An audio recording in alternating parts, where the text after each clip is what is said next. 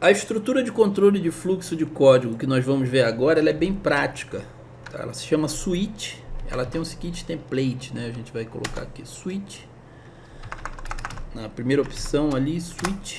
E ela vai escrever pra gente já a maneira como esse template funciona, ok?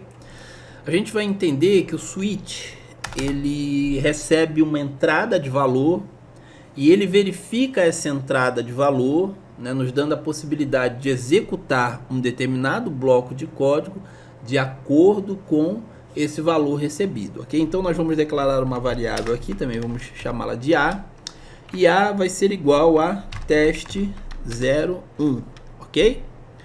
Então o switch vai receber aqui dentro de key, né, A, ok? Então a gente passa para o switch aqui o valor, que pode ser uma variável, pode ser um número, tá? Pode ser um string diretamente aqui, né? Enfim, mas nesse caso a gente vai passar uma variável, que é A, poderia ser uma constante também, tá bom? E aí ele vai receber aqui os cases, né? E esses cases, eles podem ser definidos, assim, quantificados ali quantas vezes você quiser, né? De maneira indefinida você pode ter vários cases. Então esse value, na verdade, são os cases que a gente está dizendo para o switch que a gente considera possíveis, tá? Então a gente vai dizer assim, ó, case, né, teste02, ok? Então o que eu estou dizendo aqui? Switch A, né, verifique o valor de A aqui, caso seja teste02, dois pontos, execute o que há aqui dentro desse espaço entre os dois pontos e o break, ok? Então case teste02 console.log, vamos escrever aqui, ó, o valor de A é teste02, ok? Então eu fiz no switch a primeira previsão acerca do valor de A, certo? A gente está vendo aqui que isso aqui não vai se executar, mas no código real muitas vezes a gente não sabe o valor que está vindo dentro de uma variável, dentro de alguma coisa. Então a gente precisa tornar isso previsível, ok? Então a gente vai aqui em case, eu vou copiar todo esse bloco aqui, vou pular uma linha e escrever de novo. Você vai ver que ele vai me dar um alerta aqui, porque eu já criei, né, esse teste02, está dizendo que eu dupliquei a label ali. Então eu vou fazer uma previsão aqui para teste03. Caso seja teste03, diga, o valor de A é teste03. É bem fácil entender aqui a função do switch, né? Então, switch A, né? Pegue o valor que eu estou passando para você.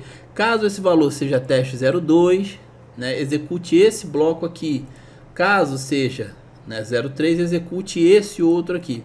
E aí a gente tem um valor aqui que chama default, né? Onde o switch ele entende que eu não fui capaz de prever todos os valores possíveis em A. Então eu crio um valor padrão para que ele execute caso A não esteja dentro das minhas previsões. Então eu vou dizer aqui, ó, console.log, né, o valor de A não foi, né, previsto, ok? Percebe como isso pode ter desdobramentos, utilidades, né? Vamos rodar isso aqui e você vai ver que a gente vai cair ali no default, né? Switch, ó, o valor de A não foi previsto. Por quê? Porque o case 1 perguntou se era teste02 e não era, passou direto. O case 3 perguntou se era teste03 aqui, né? O segundo case perguntou se era e não era. Como não era nenhum dos cases previstos, ele caiu no default. E o default jogou que o valor de A. Mas se nós tivéssemos feito uma previsão para o teste 01 aqui em cima, tá? E eu sei que você já deve estar se perguntando quem é esse break aqui. Esse break é um comando interno do JavaScript que diz para ele parar o código aqui e ele não seguir adiante com outras verificações, porque isso seria inútil, né? Porque a programação delimitou que tudo que nos interessa já está ali, ok? Então a gente vai botar aqui, ó, o teste 01, ok? E a gente vai dizer aqui teste 01. Então estava dentro das previsibilidades. Consegue né, perceber que isso pode ter vários desdobramentos dentro de um código, sobre o valor que o usuário passa, sobre alguma coisa que vem do banco de dados, como por exemplo, se o nome do usuário está lá, se a categoria de tal produto é isso. Então a gente dá um switch naquele valor e aí decide o que a gente vai fazer, chamando funções, chamando outras coisas que tem dentro do próprio sistema. Ó, o valor de A é teste 01. Então a gente caiu dentro da previsibilidade. Então a gente usa um switch para isso.